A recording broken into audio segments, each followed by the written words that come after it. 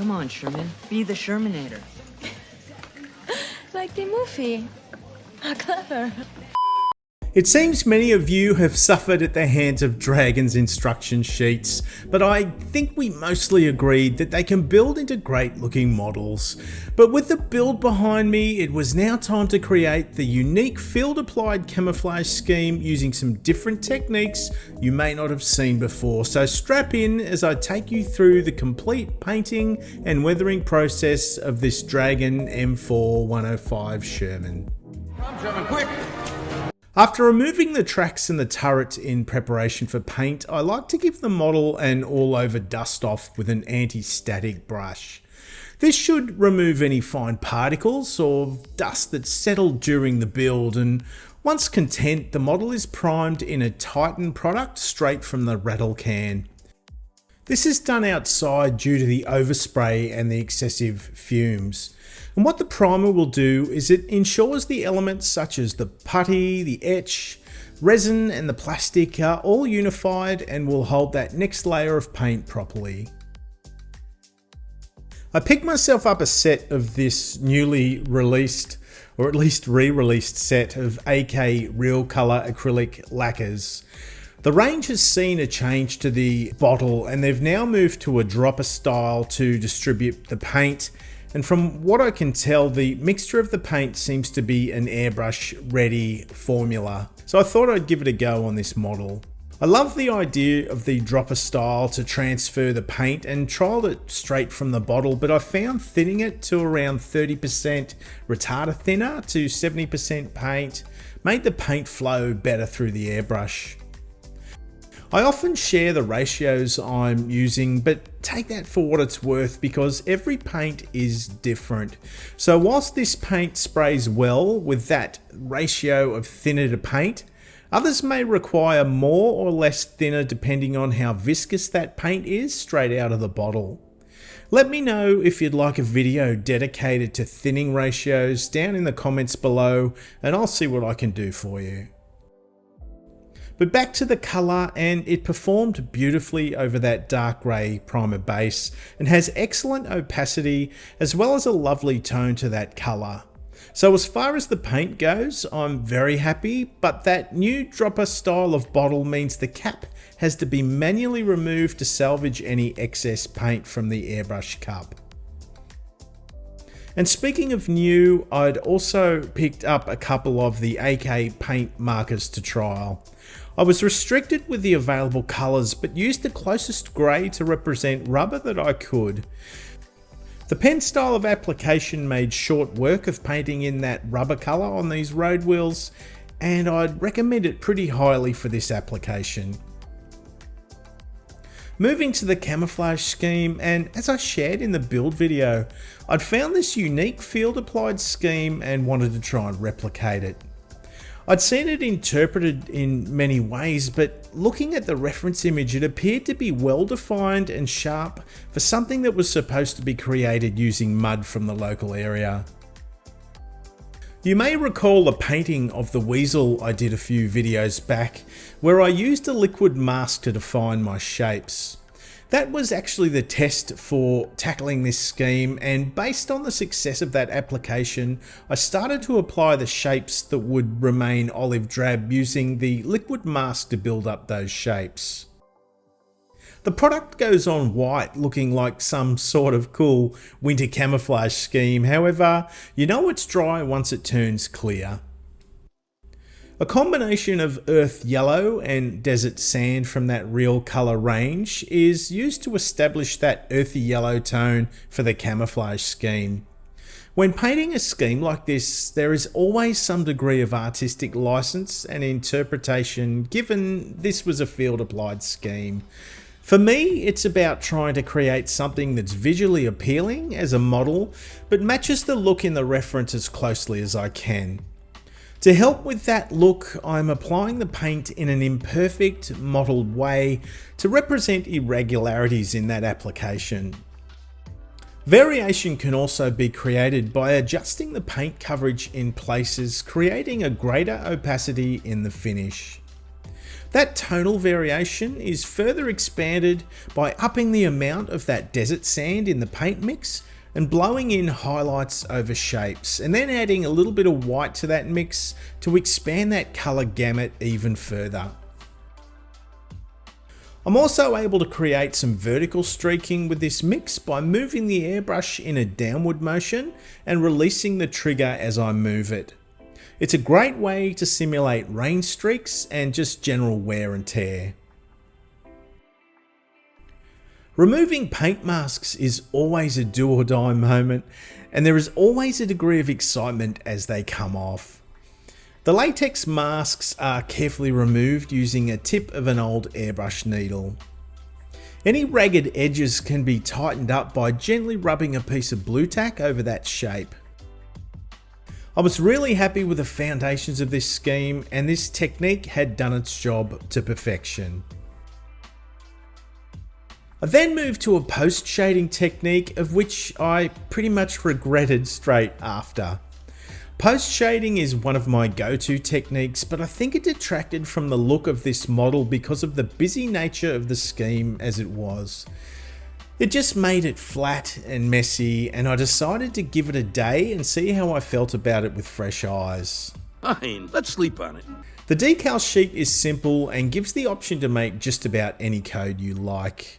Yes, these individual decals slowed the process down, but I really like the flexibility they give us as modelers. That shading was still bothering me, so I went back and added a sandy pop to some of the areas I felt were getting swamped by the shading, and I was a lot happier with that result. With that lightened sand mix, a heavily thin misted coat was applied over the model, focusing on horizontal and lower surfaces, and you can see how that layer helps integrate those two contrasting colours and helps make sense of the scheme. It's acting as a filter of sorts.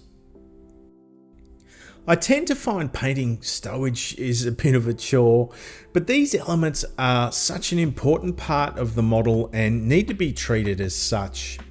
I try to vary the colours to create interest in the piece.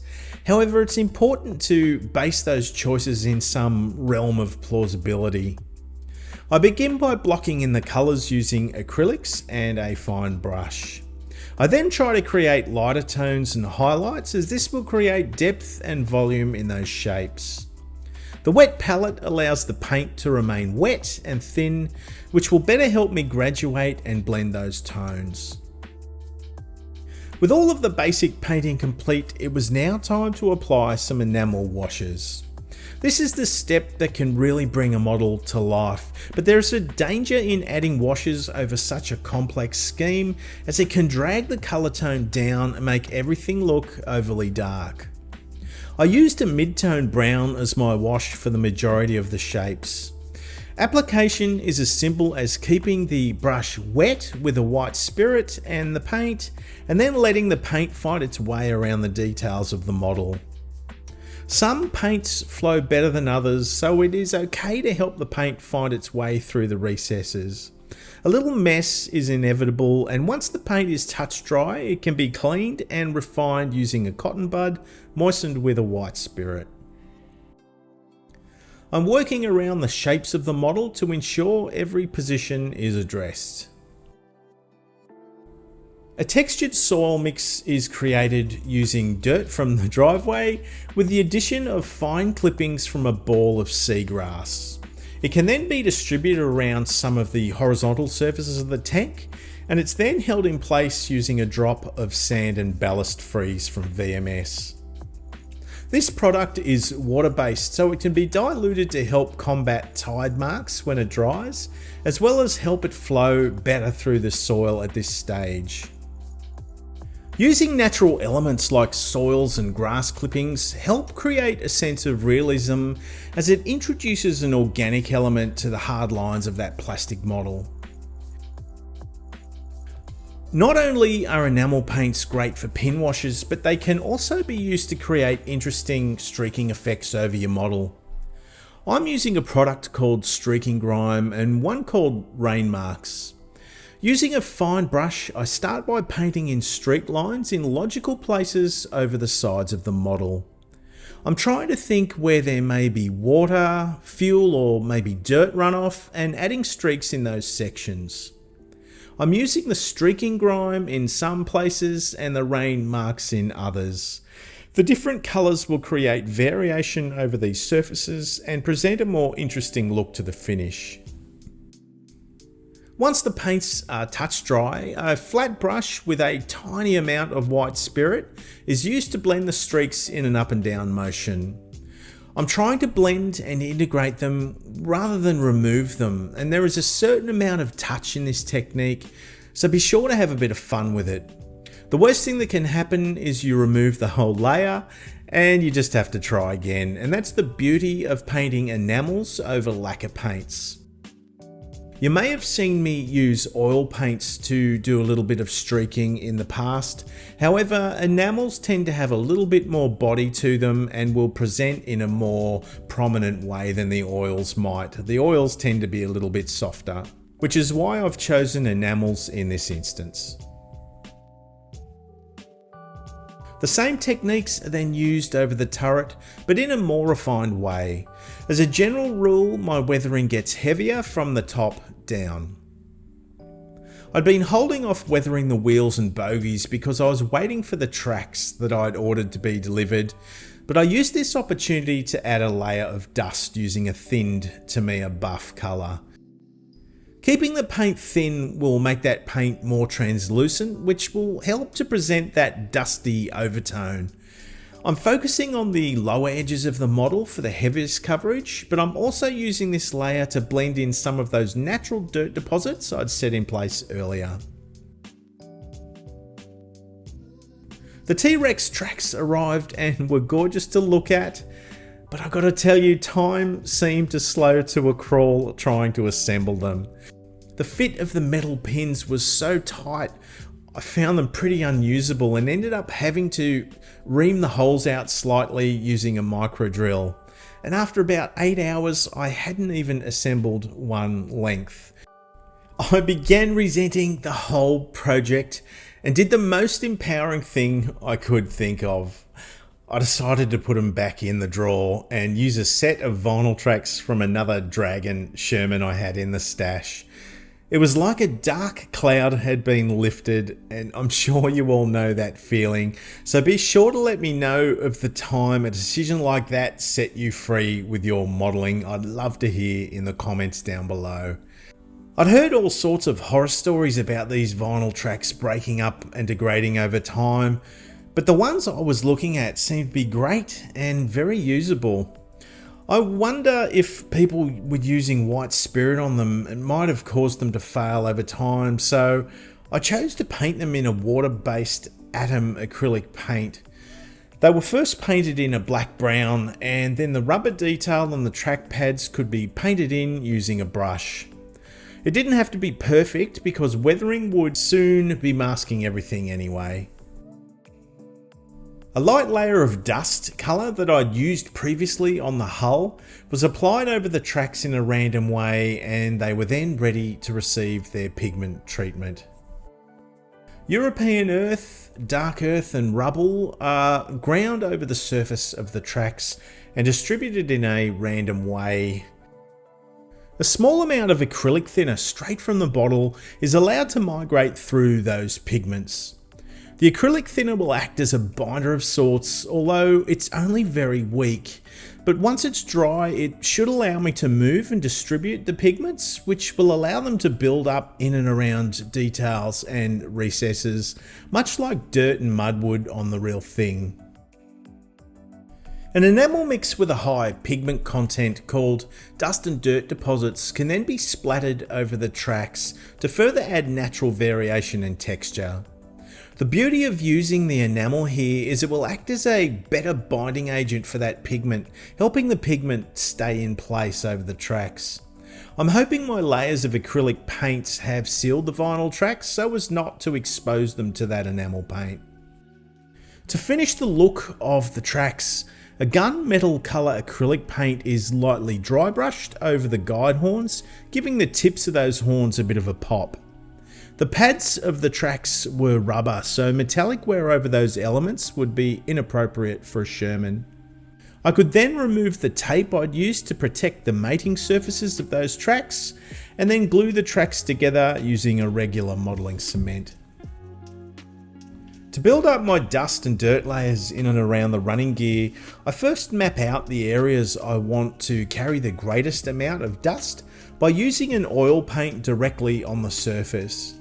Because the oil paint takes a long time to dry, I can then grind dry pigments directly into it. The oil paint acts as a binder for the pigment and creates an interesting and realistic looking dirt build-up in and around where the wheels and bogies would sit. The wheels and bogies are then treated to a similar technique that I used with the tracks with the dry pigments and the enamel splashes. Keeping this area consistent will help tie the look of the tracks and the wheels together. Once that thinner dries off, I'm able to refine the look of the pigment again. I'm looking to remove it from the contact points of the wheels and looking to soften out any unnatural looking clumps. Once happy, a dark brown enamel wash is applied. This will help create definition through those details, but it will also act as a stronger binding agent for those dried pigments. The effect is then finished with the speckling technique using the dust and dirt deposits product. The tracks can now be attached and they were looking really good, but to better help the look of those vinyl tracks, a spot of super glue is used to attach the tracks to the return rollers so they look weighted somewhat and don't look like they're floating above them. Superficial scuffing is a detail seen on just about every military vehicle. By using a thinned light green acrylic, I add small scuffs and chips around hatches and raised details, but the effect really comes alive when I'm using it to add horizontal lines across the side of the tank in a refined and measured way. An all over matte satin varnish mix is applied now, and I know there is a school of thought that frown on this. However, the varnish will help seal those pigments even better, as well as unify the overall look of the model, which is why I like to apply it at this stage. I can then remove the masks from the headlights that I applied earlier, as well as the masking from those periscopes. The lead pencil is a handy tool to have in the toolkit also, and it's used here to create some metallic effects on the tow cable as well as the tools. It's as easy as drawing and blending them in with the tip of your finger. The final touch is adding some foliage around the model, just like in that reference pic I'm using for inspiration. I have a collection of foliage I've picked up over the years, both commercially available products as well as bits and pieces I've found in nature. I choose the pieces that looked most visually pleasing against the model and set them in place with a small amount of super glue. Any glossy spots left over by the glue could be hidden with a touch of matte varnish, and with that, the painting and weathering of this heavy hitting Sherman was complete. I didn't realise how contentious the last video would be, with a lot of people having strong opinions about Dragon, both good and bad. The aftermarket I used also was under the spotlight, but I don't believe it changed the foundations of the Dragon experience. Without the tracks, the aftermarket came to around 60 Australian dollars, and the kit was about $30 from a swap and sell table I picked up at a show. So all up, I'm about 90 to 100 Australian dollars into this one, which is not nearly as much as some may have suggested. In saying that, I loved hearing your thoughts, so thank you to you all for taking the time to join in the conversation. I highlighted some of the challenges and shortcomings I had with this kit in the build video, so I won't cover old ground, but now I'm looking at this finished model, it's amazing how those frustrations and those issues fade away and you're left with a decent looking model. I knew as soon as I saw this scheme, this was the scheme I wanted to build, but there is always a degree of uncertainty when tackling a scheme like this.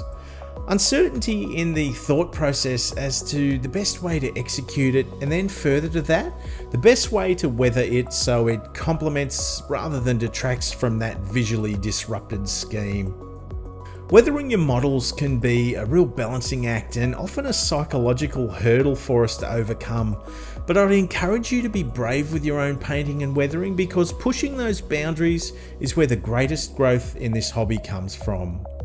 If you've enjoyed this video, could you please hit that like button and ensure you're subscribed? And if you're wanting to support and connect in an even greater way, you could always join us over on the Patreon page, just like Jeremy Diamond and Gary Langston did. Thanks to you guys for your support, as it helps me cover the costs in creating this content. And of course, thank you to all the Workbench Hobbies family. Over on Patreon, there are early ad-free videos, additional content, and the chance to connect and communicate with me through direct messages. It's free to join, and once you are there, you can choose the tier that suits you best. Remember guys, this is the greatest hobby in the world. Share it with your family and share it with your friends, and let's be proud of what we do. Until next time, I'll see you soon. You've been targeted for Shermanation.